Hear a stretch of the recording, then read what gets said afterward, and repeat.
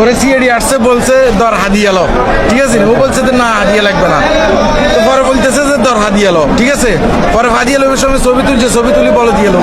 হাদিয়া নেওয়ার অপরাধও কিন্তু এখন দেশে পাঠাই দিতেছে ভিক্ষার মামলা দিয়ে। বেশ কয়েকদিন ধরে এই ভিডিওটা ভাইরাল হয়েছে। বিশেষ করে মক্কাতে গেলে এরকম দেখতে হয়। হাদিয়া নেওয়ার অপরাধে কিন্তু এক ভাইকে ভিক্ষার মামলা দিয়ে দেশে পাঠাই দিছে। বিশেষ করে এটা মক্কা নগরীতে হয়েছে।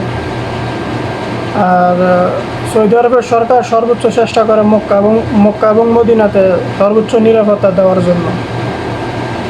সৌদিরা এখন 5 টাকার নোট 2 টাকার খরচ করে বাকিটা তোমার, কিন্তু পরবর্তীতে এটা ছবি তুলি পুলিশেরকে বা সিআইডিদেরকে বলদেরকে দিয়ে দেয় যে আমার কাছে ভিক্ষা চাইছে, তো সাথে সাথে ওনারা আসি ধরে নিয়ে যায়।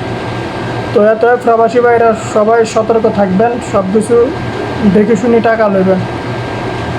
আর এই বিষয়টা বেশি দেখা যায় মক্কাতে গেলে পাকিস্তানিরা অনেকে ভিক্ষা করে। তো যারা আমাদের বাংলাদেশের মানুষ আছেন সবাই ভিডিওটা শেয়ার করবেন, সবাই দেখার সুযোগ করে দেবেন।